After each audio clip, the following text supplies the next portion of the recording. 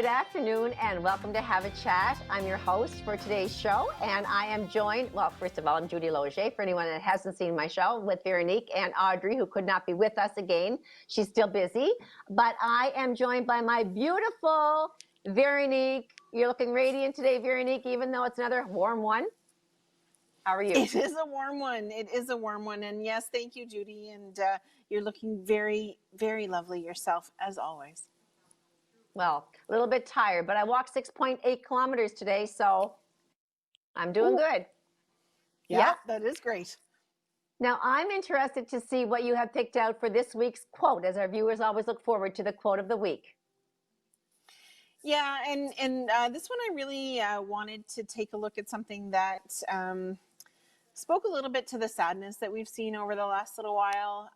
You and I, of course, over the last 10 days or so have lost quite a few people that we know in the community. So it's been a bit tough, but also everything that's been happening in the world. So I wanted to speak to something, I wanted to look for something that would give us a little bit of hope, would make my own soul feel a little bit better in these troubling times. So this is what I found. Do not be dismayed by the brokenness of the world. All things break. All things can be mended. Not with time, as they say, but with intention. So go, love intentionally, extravagantly, unconditionally. The broken world waits in darkness for the light that is you. Ooh, I'm getting a little bit choked up here, Veronique. It was beautiful, that quote.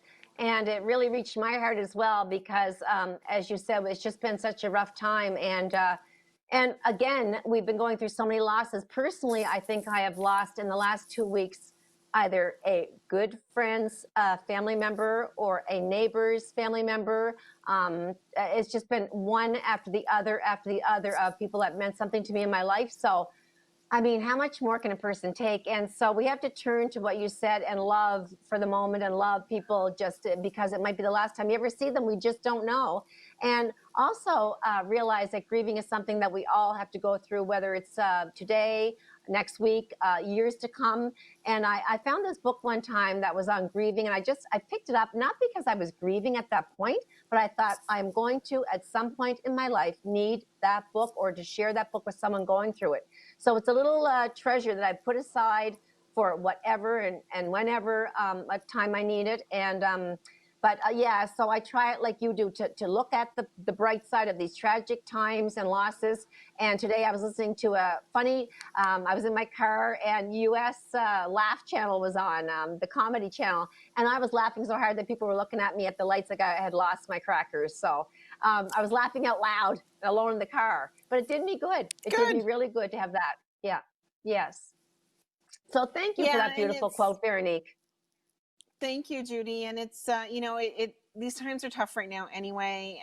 COVID-19 has been an unexpected burden, let's say, on all of us and how we've coped with that. And we've talked a lot about that on the show, but also in everything that's going on, with the Black Lives Matter movement and with our Indigenous community here in Canada and just up the road really from us.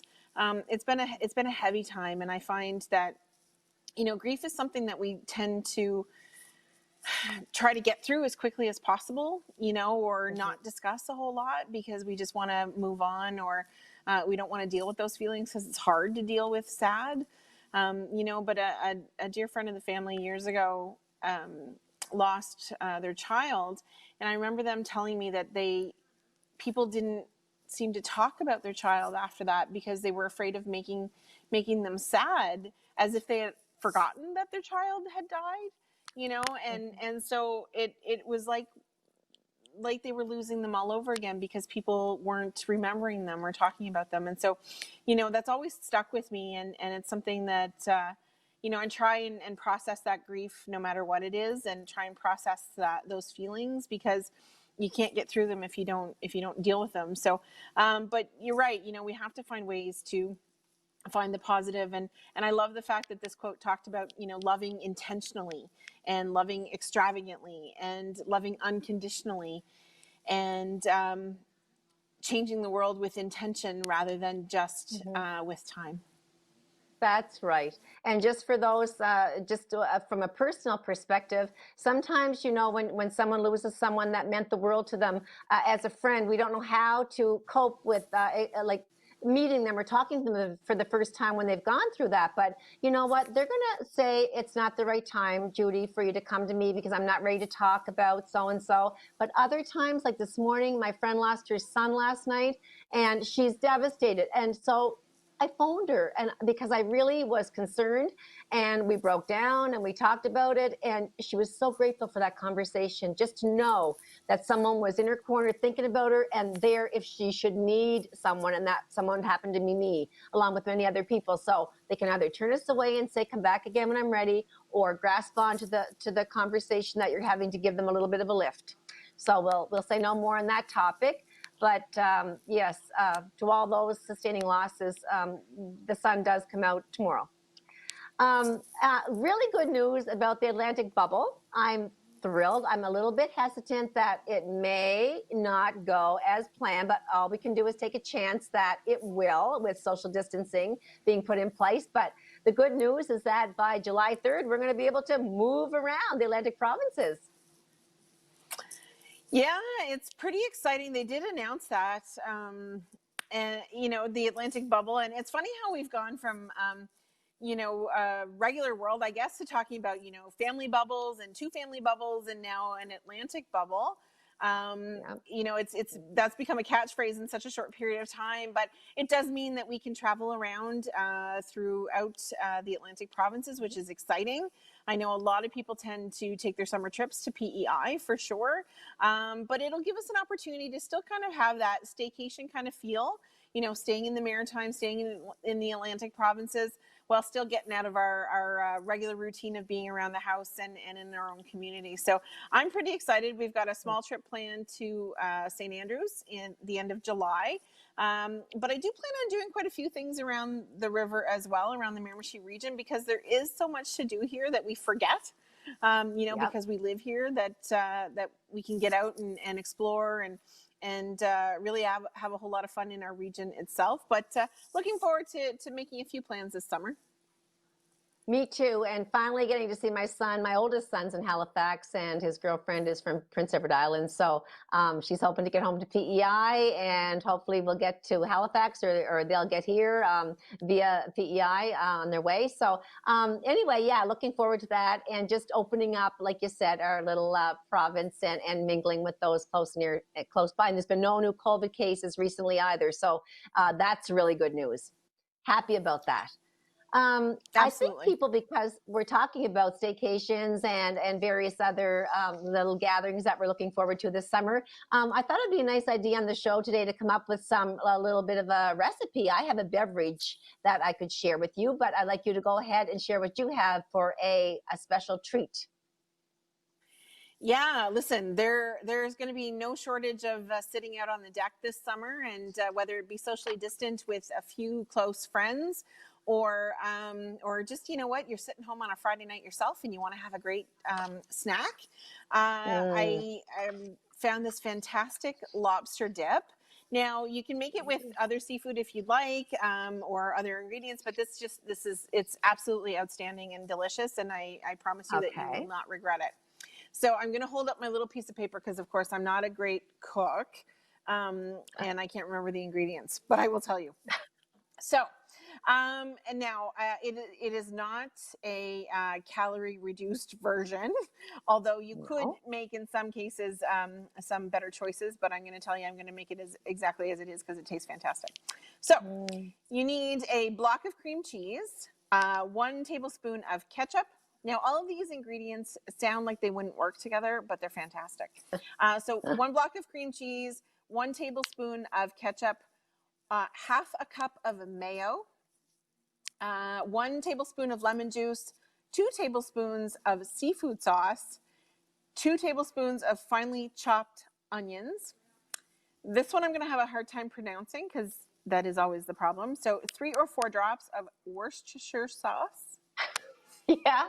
Say And it again. I didn't catch that word. What was it Worcestershire sauce.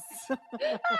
I got Worcestershire sauce. I got Yeah. it. I got it. Yeah. Worcestershire. It's, you know what? Nobody can do it, so I'm okay with it. And then 3/4 of a cup of lobster. You mix that all together. You take some crackers or you take some chips. You shovel that in your face just like you want to, and you enjoy. Oh, would you bring me some over tonight, Veronique? I'll meet you at the door. I promise as soon as Oh, I that make it, I will drop a little delivery on your front doorstep, okay? sounds divine. And I have, just to go with that, a lovely little drink called Strawmonade. Okay, so we got the strawberry Oh. mixed with the lemonade type of a drink. And it sounds so enticing on such hot weather as we've been having on days like those.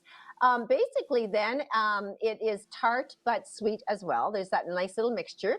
And we are going to ask everyone to remember that you need this: 1/2 cup of lime juice, 1/2 cup of sugar, 1/3 cup of water, 1/2 pound of sliced strawberries, 20 to 30 mint leaves, and 2 cups of cold water. So then what they're saying water twice, because to make the syrup, the simple syrup initially, you combine the sugar with the first part of the water in a saucepan and you cook it over a medium temp until the sugar is dissolved.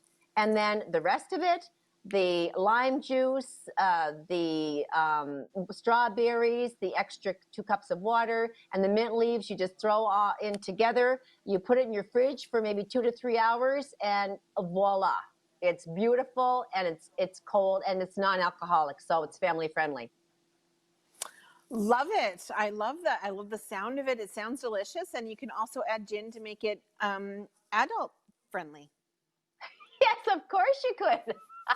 So when we do our lobster, we'll do your version of my strawmonade, straw jimonade, we'll call it. How's that? Yes, I love it. I love it. Yeah, no, that sounds great. It sounds delicious. And you know what? I can just picture on a beautiful summer evening sitting out on the deck with my strawmonade, non-alcoholic version. We'll go with that one first.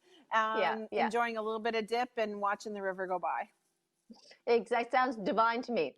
So just in the news lately, I wanted to touch on the, actually, to me, it was quite significant news that in light of the fact that Ben Mulrooney's wife, we all know Ben Mulrooney as a famous TV face, but also the son of the former Prime Minister, Brian Mulroney of Canada.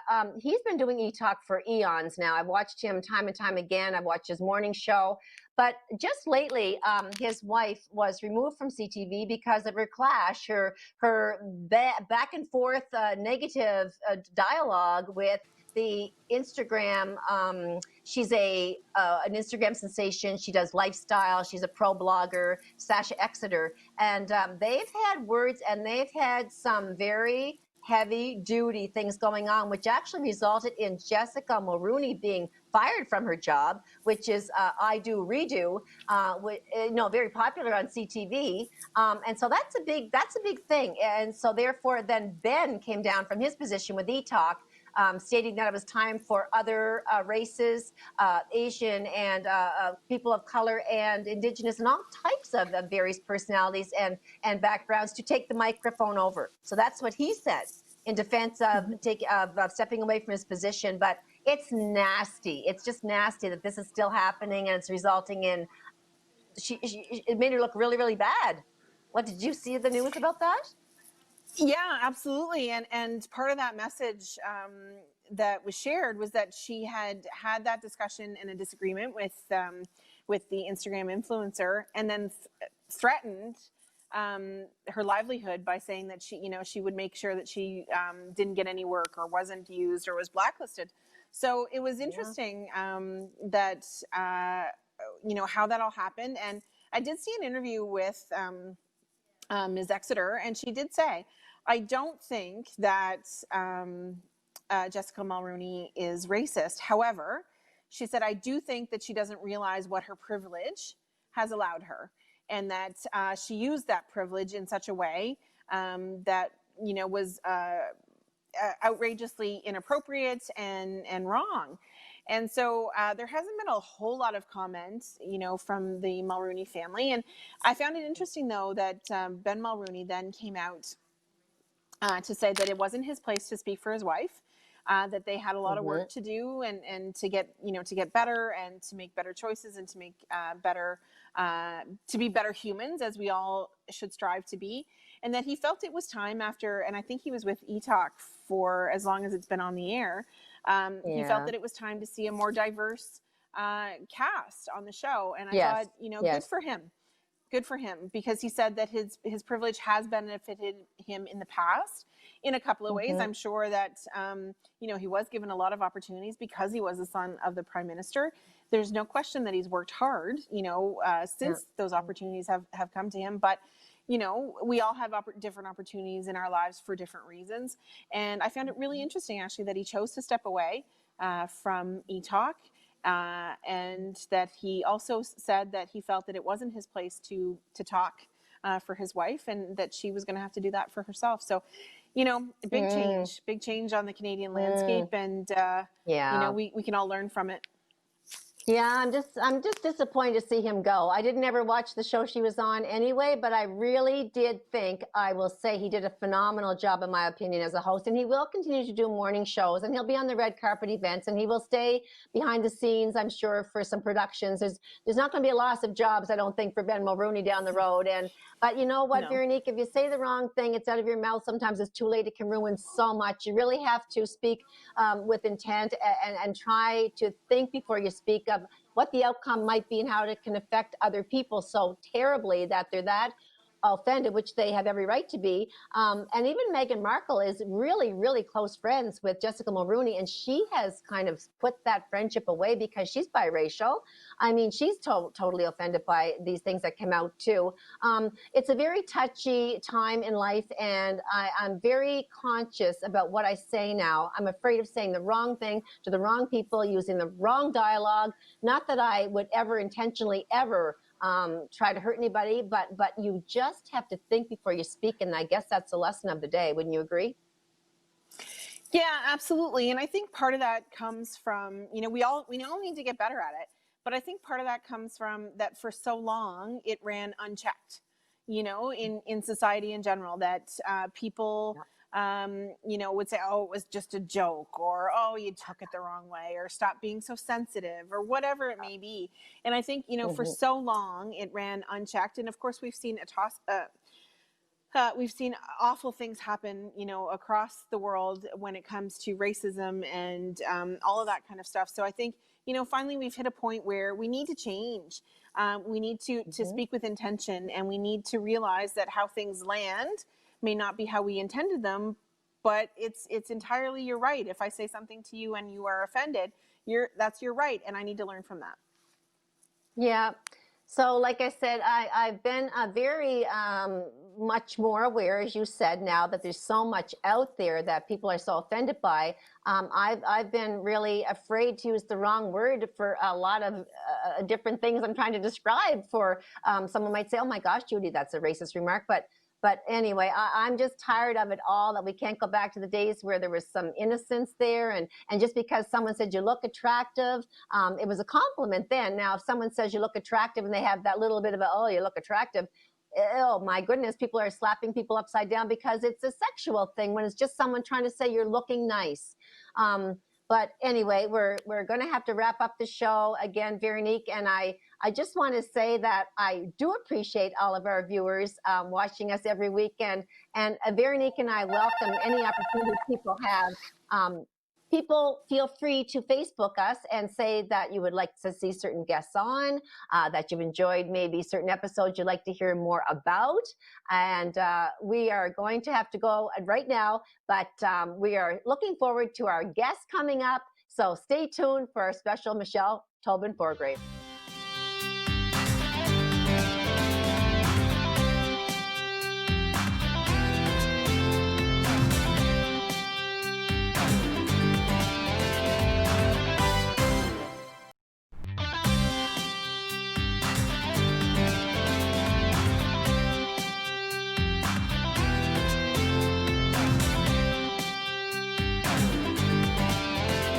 Hello and welcome back to Have a Chat. Once again, I'm your host for this afternoon, Judy Loge, joined by my beautiful co-star, Veronique. And we've been having a great quick chat, but now it is time to welcome to our set for the very first time a wonderful lady, a friend of mine and Veronique's by the name of Michelle Tobin Forgrave.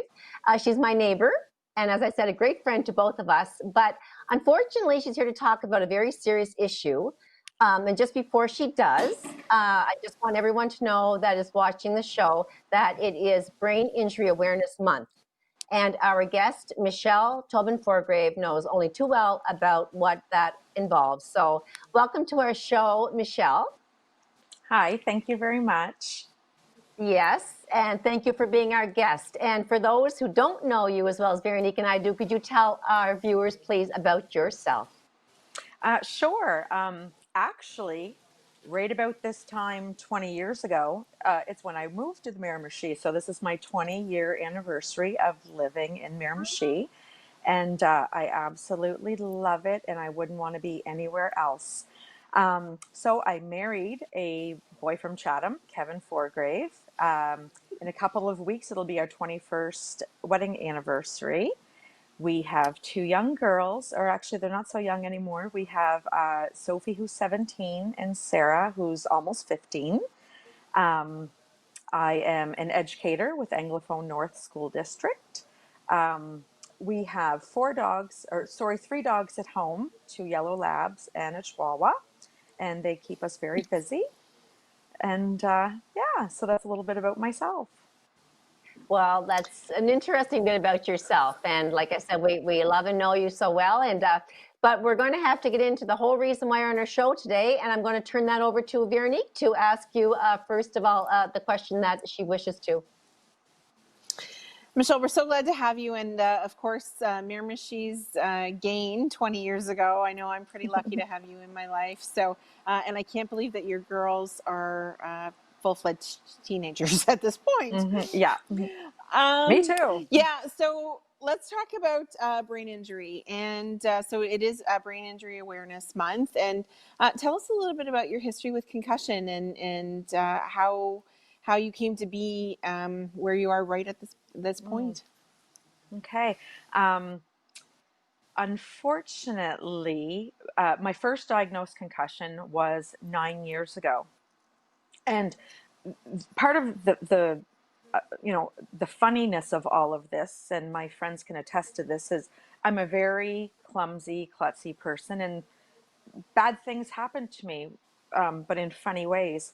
So this first concussion 9 years ago, one of my dogs, one of my labs, and we actually conked heads.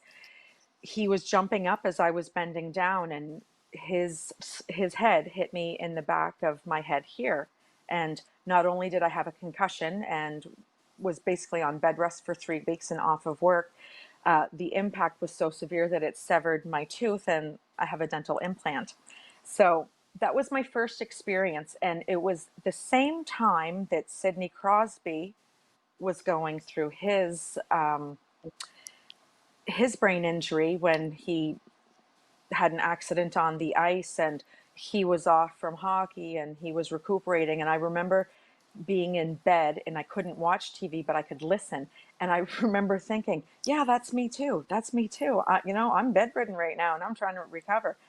But it was really quick. It was a 3 week recovery. And basically after that point, I was better. I was fine. I have two undiagnosed concussions, which means I never went to a doctor to have them actually diagnosed. When I was younger, I had split my head open on two different occasions. And I'm sure, like most people who are older than me and most people who are, you know, in their 20s, we can all attest to the fact that we've hit our heads, we've conked our heads, we've fallen on ice, or we've fallen out of trees, or we've, wiped out on a bike and hit our head. Um, and most of us in life have went through undiagnosed concussions. Um, Now that we know a whole lot more in the past decade and a half, the more that we know about concussion, the kids that we have, those kids who are 20 and under, we're so much more cognizant of what can happen when a person hits their head. And it doesn't even have to be a hit to the head. It can be a jolt to the body. And people don't know that's what can cause concussion as well. It's any kind of action that causes the brain inside your skull to shake back and forth. So it doesn't have to be an actual head injury. So my most recent concussion, it happened 2.5 years ago, actually 2 years and 8 months ago. And it does again involve one of my yellow labs. Um, I She was lying behind me and I had no idea. I was standing up, and when I went to take a step backwards, I tripped and fell over her, hit my head on a door, and that door hit up against a ceramic tile wall in our washroom. So there was no give to the door, and I landed on the floor. And then our other lab came running, and I wasn't crying. I just kind of said like, "Oh wow!" And the dogs were licking me, and everything was just kind of, okay, I'm all right. And I did take that day off. But then the next day I went to work, and I was joking with my colleagues saying, "Oh yeah, fell over the dog, hit my head. I probably have another concussion." And a little bit later on that morning at work, I just started feeling really nauseous. And I went home at lunchtime, and that was the last time I had worked for about 2 months. I did suffer a concussion. I was off. I did a gradual return to work. Um, but I never recovered from it like I recovered from that first one that only took me, 3 weeks. So, So, yeah. Michelle, just like I'm so sad for you because you're, as everyone knows, that knows you knows that you're a beautifully outgoing person that is always up for something and very high on life and always doing and engaged in the community or with your work or with your family. And as I said, Veronique and I are so glad that you moved back to Miramichi. You've offered so much to us. But in the meantime, your life has changed dramatically in the fact that you told me that just I cannot believe it's that long ago since it happened, actually, the last concussion. But from a day-to-day basis, you said that your symptoms range considerably. One day might be not so bad, and the next day might be terrible. So could you just touch on Yep. your symptoms and how they alternate depending on what circumstances? Yep. Sure. So the thing with brain injury is it, it's it's also called a concussion is also called a traumatic brain injury. Traumatic being the fact that you have damaged brain cells. And with a person, a regular person has about 16 hours of brain energy a day. A person who has suffered a traumatic brain injury, concussion. Also, we can lump in there people who have had strokes and brain tumors, anything that impacts your brain. Well, because our capacity is diminished and the endurance that we have is diminished, a person with a brain injury has about 4 hours of brain energy a day. So 4 hours compared to 16 for a person, the regular person. So it all depends on what I do in a day or what I've done the previous day. And I could suffer greatly from those effects. So something simple, which most people might find relaxing, might be to do a puzzle or read a book. I don't have that kind of sustained endurance to read a book, and I have a whole lot of other issues that go along with that, with reading something. But something like, doing a puzzle, if I've focused too much on something, especially something that might be like really colorful or a lot to have to look at, it just zaps my mental capacity. Something like cooking, which I have always loved, that like I love to cook, I love to feed people. And one thing that really, that happened shortly after when I first injured my brain, you know, 2 years and 8 months ago, it was that I couldn't, not only didn't I have the mental capacity or the mental endurance, you know, to think about all of the things I had to do, I didn't have the physical stamina either because, you know, there was a lot of headache and a lot of pressure in my head. You know, sometimes it was like a pounding pressure, but I'd say for a year, I had this excruciating pressure, the kind that you would want to relieve by like popping a balloon. Like that's what my head felt like all the time. So there was the mental capacity and the physical as well, but just trying to get everything organized to cook, you know, it was really hard. So I didn't cook a whole lot. And, you know, and as time has went by, you know, I'd start to cook. But if I made too much, like a couple of months ago when it was still cool out, I decided to make some lasagna. And, you know, anyone who's ever made lasagna, it's kind of it's a process.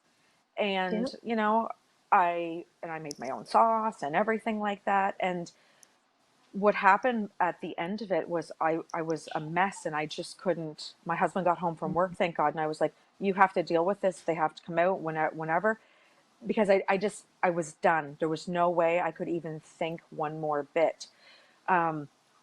So if I if I'm spending too much time doing an activity like cooking or like driving, the next day I'm basically, you know, kind of bedridden or couch ridden because I just don't have anything left inside to keep me going. Something like driving too, I can drive around town no problem. Driving to any one of my appointments, which are mostly all out of town, it's exhausting. So I always stay, you know, I always stay overnight if it's in Moncton or if we're in Halifax or something. And it doesn't even have to be me who is the driver. When we go to Halifax for to see one of my specialists, it's my husband who drives, and I have when we leave her office, I have to wear an eye mask almost the whole way back home because just being a passenger and seeing things whizzing past my eyes Yeah. is mentally exhausting. So there's just so much that is affected by a brain injury that most people don't know about, because when we hear about concussion, you know, most times people recover from a concussion within 3 weeks. Those who don't recover during, you know, that week period, those couple of weeks, it's a period of, you know, 1 to 2 months, sometimes 3 months. That is when most people recover from concussion. And then there are, you know, the small minority who continue to have symptoms, and that is called post-concussion syndrome, which is what I have. So on top of Mm. something else, yeah, called the visual midline shift. So, Oh, wow. so Yeah. yeah, so the symptoms vary depending on what I've done. The weather affects me. The heat it seems to zap, and like, you know, the heat zaps the energy from a lot of people. For me, it sucks the brain capacity out of my skull, and that's it. I can't function. So yeah, so it day to day. You know, I have great days, but I have to be really careful on those great days because if Mm. I push myself too much, I've set myself back. So, and that's what happened with work because after my gradual return to work, I kept pushing myself, you know, to, you know, because you don't know you have post concussion syndrome yet. You know that you should have recovered already from this concussion. So I'm pushing myself and I'm doing my job and I'm working, but then I'm going home and I'm lying in bed for hours, and then I'll eat something that someone else has made me, Kevin or the kids, and then it's back to work the next day, and then weekends are spent in bed, and then summer holidays spent in bed, and holidays are spent in bed because you still haven't realized yet that you're not getting better. So Hmm. Well, I'm sure Veronique has another question for you, Michelle. It's just also unfortunate. We're sad for this situation, but Vero, you'd like to ask Michelle something? Yeah, absolutely. And you and I have talked about this a couple of times, so of course it's had an impact on your family because how they help you at home is different, how you interact with them is different. But I know that there was one time you and I had a conversation. We had run into each other at the chiropractor, Mm-hmm. and because we were both in need of some adjustment at that point. But you had talked to me about the fact that sometimes, and it goes back to what you were saying a little bit earlier about um, being drained and being out in public and interacting with people. Of course, before COVID, because COVID has kind of put a stop to Mm-hmm. that for all of us. But interacting with people was tough because you just didn't have that energy, and at times your speech was affected as well. Talk to us a little bit about Mm-hmm. how that's changed for Well, you.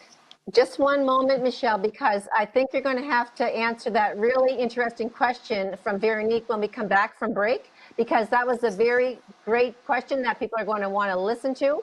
But we are going to have to momentarily go to break. And so I just encourage people to go grab a refreshment, and we'll refresh Veronique's question when we get back. Again, Michelle Forgrave, Tobin Forgrave is with us. She's fascinating. Her story is definitely wanting to be told. So come back. We'll be very soon with you again.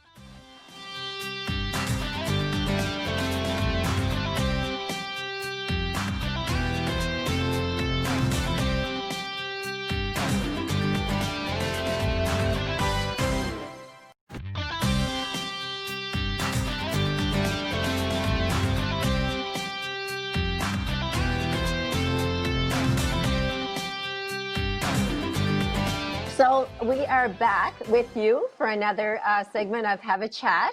I'm joined by my beautiful co-star, Veronique Arsenault. Again, I'm your host, Judy Logier.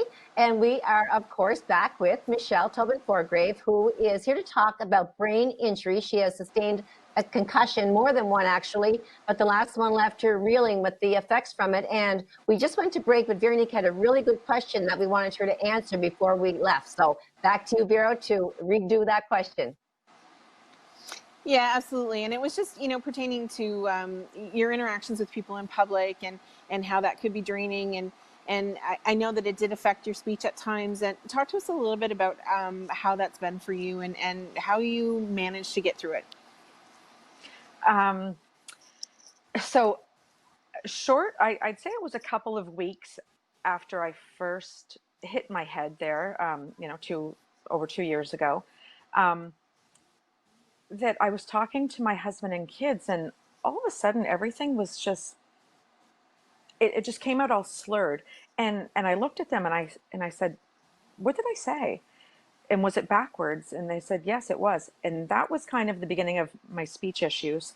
Um, a jolt to the head can affect every single part of your being, from physical symptoms, cognition, emotional symptoms. Um, there's a lot there. So I started having these huge issues with my speech for a very long time. And I still have them if I get really overwhelmed or I get really tired. The way I notice is my speech just goes and I start to stutter a lot, and it's like I have marbles in my mouth and nothing comes out the right way. And sometimes it just might be like a sound or something. So, my husband and kids they've been wonderful through the whole thing. Very hard on everybody though, because I'm not who I used to be. But what Veronique was talking about when we met at the chiropractor that day, it's really hard to chat with people who don't necessarily know my situation, because I was always a social butterfly and loved talking to everybody, and I would talk to strangers, and I just love people, and depending on the day I could still do that.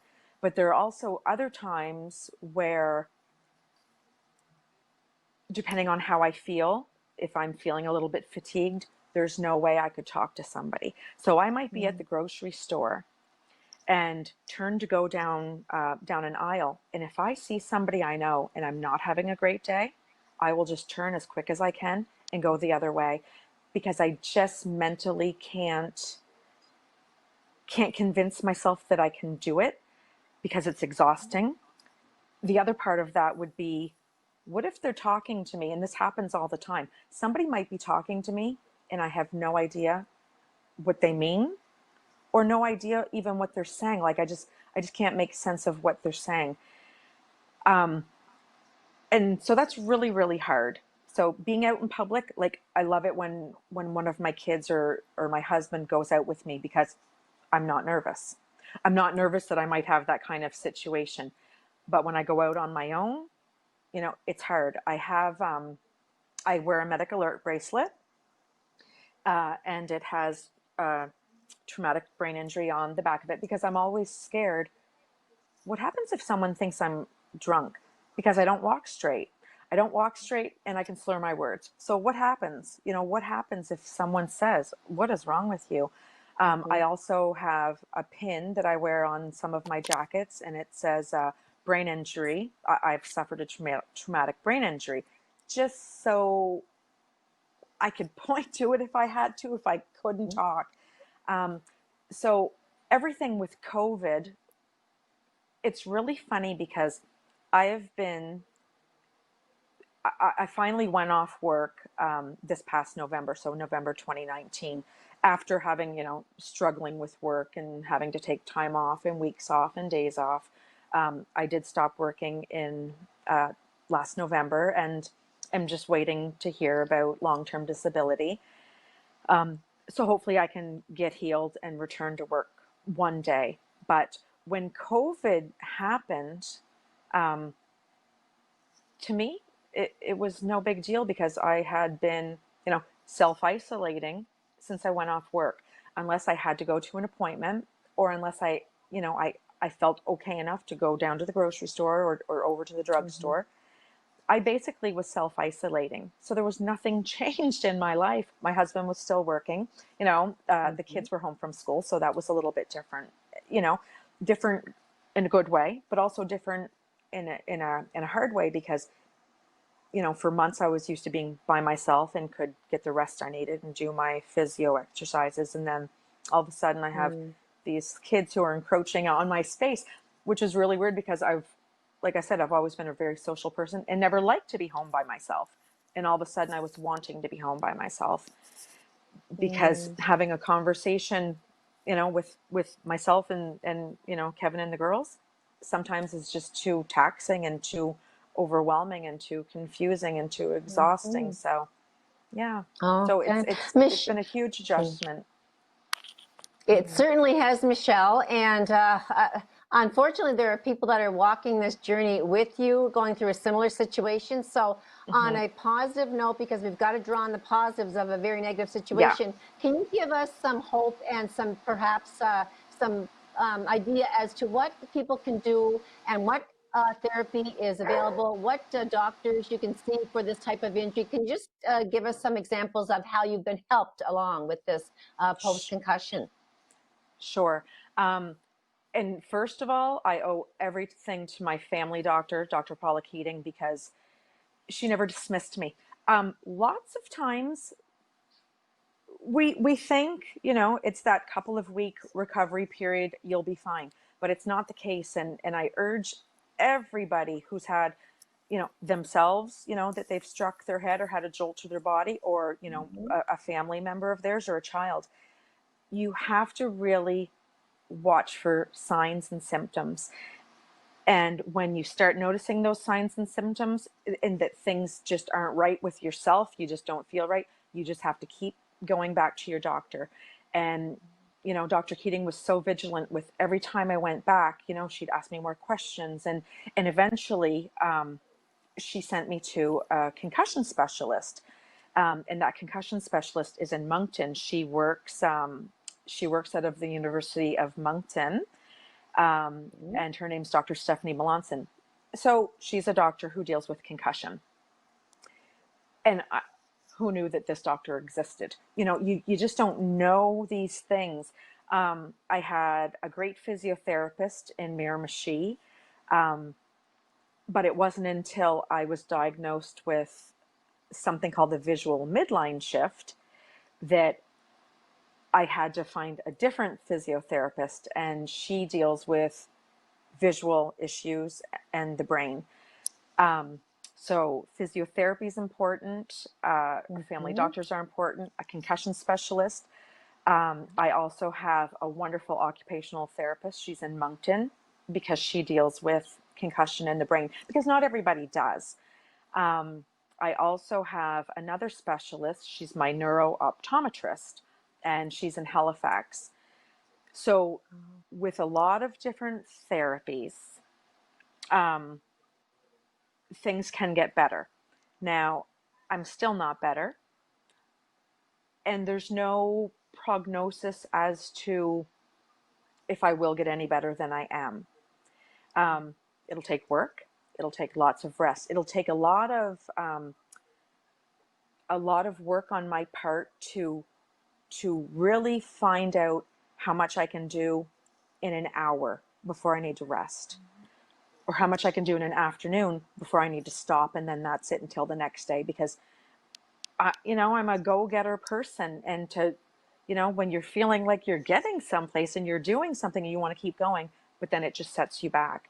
I also have a wonderful therapist in Miramichi, Robert Furnett, and without Robert, I don't know where I'd be either, because with everything that goes on with concussion and post-concussion syndrome, there are so many emotional your whole emotional regulation system gets turned on its head as well.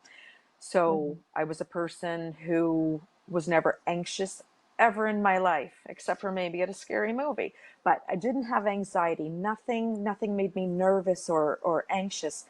I have terrible anxiety. I have depression.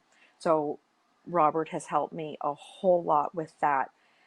Um, so it's going to take a lot of hard work, a lot of rest, a lot of, you know, going to see all of my different, medical practitioners, um, and to also accepting perhaps that maybe I won't get better. Maybe this will be the best that I will be. And it's having to accept that fact. And I'm not there yet, because I don't think, I'm hoping that this is not it. And I know that, I need to put in that hard work. But, there are some people, I belong to some different Facebook support groups for traumatic brain injury. And there are some people who have been in, horrible accidents. And, after a couple of years and with hard work, they're back to where they once were. But there, Right. on the flip side of that, there are other people who have been dealing with post-concussion syndrome for 20 years. So, Mm-hmm. so Well, you've hopefully got, I'm in, yeah. in the other group. You've got quite the story, and I know we don't have a lot of time, but let's have Veronique ask you something that she may wish to before we close the show. Veronique. Sure. What's your biggest piece of advice for those who want to support you or support a loved one who has undergone a brain injury and or a traumatic brain injury, and what can we do? How do we help you? There are so many resources online, and that's where I found a lot of my information at first, because you're just grasping at straws. We do have it's called Brain Injury Canada, and they have excellent resources. And each province also has different chapters or associations of traumatic brain injury. Unfortunately, New Brunswick's is not really like there's no support group that we have. There's no support group in Miramichi. There's no support group. I think in Moncton, maybe once in a blue moon, there's a meeting, once a month or something. So it's searching the internet and looking to see. There are so many sites and documents for loved ones and caregivers on how to help their person to deal with this. It's also, people need to have a lot of understanding. They need to have a lot of patience. They need to understand that a person with a brain injury is not necessarily stupid. I've not lost how smart I was. It's just harder to process things. It takes longer to maybe comprehend something, or it takes me a longer time to search for a word. but I'm still as smart as I was, I like to think. And, I was pretty smart. So, but it's having loved ones ask us what we need. There are days where I don't eat because if I'm having a bad day, I would rather sleep than have to get up and make myself some toast. So it's having people say, what can I do for you now? Is there anything that you need? Is this what you meant to say? It's having people. One of the tough things is, a lot of people are so wonderful and people have been so kind to me. Sometimes they'll say, oh, you look great. And I'm like, well, I always did. It's inside. It's inside. They think that because I look okay today, I don't look tired, that I'm better, but that's not the case. Or, someone might say, oh, how do you feel today? Oh, I'm exhausted. Oh, so am I last night. But I'm like, no, your exhaustion and my exhaustion are two things that are, at one point I'd read something in a really good resource, and it said, there is no tired like brain injury tired.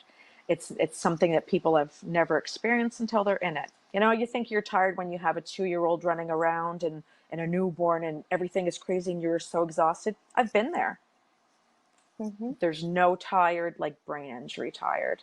So it's just Oh, to have people who are understanding and, and patient. yeah. Yeah.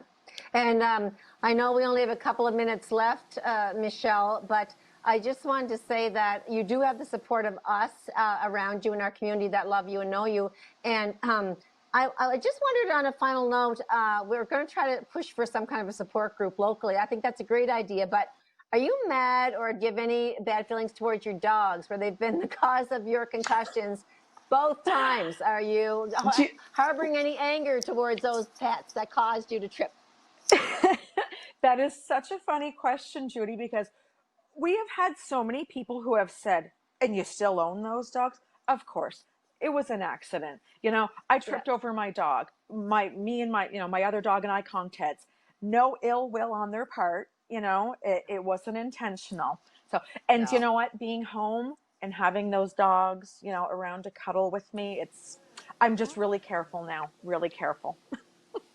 You know what? I just think it's really admirable that you're able to come on with such a positive attitude on a day where, you've been very busy and you still manage to sound and look great. Like you said, it's deceiving because it's not what's outside, Yeah. it's what's inside.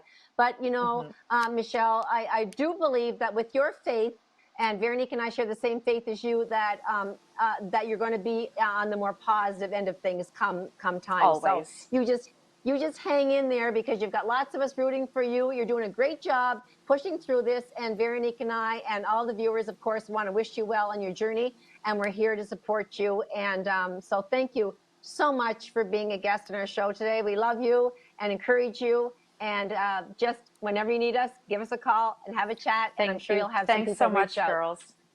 Great. It's been Thank a you so pleasure. much. It's been a bye, pleasure. girls. Thanks, So Michelle. thanks to everybody for watching our show this week. It's been a great show and so informative. And we will see you next week. Thanks so much.